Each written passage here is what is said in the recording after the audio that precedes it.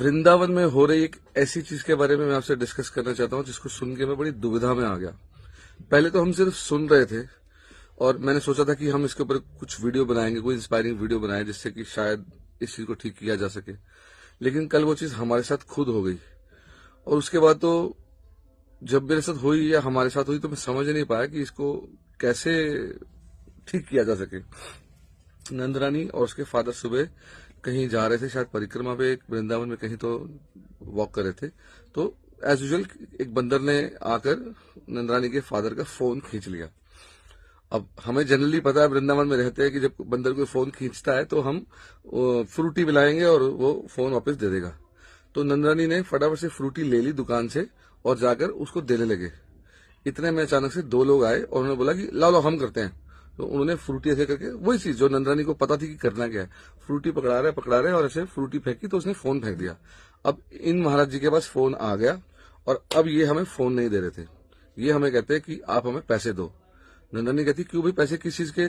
हमने तो आपको बुलाया नहीं था। कहते नहीं, हमने आपका फोन बचाया, 10,000 का आपका फोन कम से कम होगा, हमें 2,000 रुपये दो। तो शॉकिंग सी चीज हो गई। और तो और आप यकीन नहीं करेंगे, उन्होंने फोन दिया नहीं, उन्होंने हाथ के पीछे कर लिया फोन, जैसे कि एक नया धंधा, एक नया बिजनेस शुरू कर लिया कि हम आपका फोन नहीं देंगे, आपको हमें पैसे देने पड़ेंगे जबरदस्ती। कहते क्या कर लोगे आप हमारा? हम पुलिस के पास रिपोर्ट कराओगे? करा दो। कैसे क्या किया जाए ऐसी सिचुएशन में? और वो भी वृंदावन में हो रही है और वृंदावन में रह रहे हैं वो लोग। ऐसे लोगों को कर भी क्या सकते हैं, बोल भी क्या सकते हैं। समहाउ उन्होंने 200 रुपए 300 रुपए देके उनसे किसी तरीके से फोन लिया। और यही चीज शाम को मेरे साथ हुई। हम परिक्रमा में जाने लगे थे, तो परिक्रमा में जाते हुए टमटम करी, तो टमटम वाले को बोला कितने पैसे लोगे? तो उसने बोला 250 रुपए लेंगे।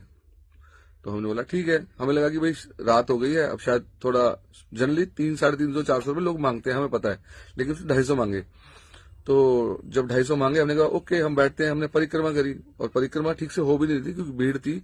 इधर उधर से रास्तों से करके हम जब घर वापस आए तो महाशय जी ने हमसे मांगे 1,000 रुपए। हमने बोला आपने तो 250 बोला था। कहता मैंने बोला था 250 रुपए पर सवारी। और बार बार उससे बोला कि आपने ऐसा बिल्कुल भी नहीं बोला 250 रुपए पर सवारी, या तो आप सीधा बोलते 1,000 रुपए लगने हैं। आप कहता मैं 1,500 रुपए से कम तो कभी जाता ही नहीं हूँ परिक्रमा पे। मैं हम यहीं रहते हैं, हम अक्सर परिक्रमा करते हैं और टमटम में भी बहुत बारी परिक्रमा करते हैं। तो वो भी लड़ाई पे उतर आया। सो ये सब सोच के थोड़ा अजीब तो लगा।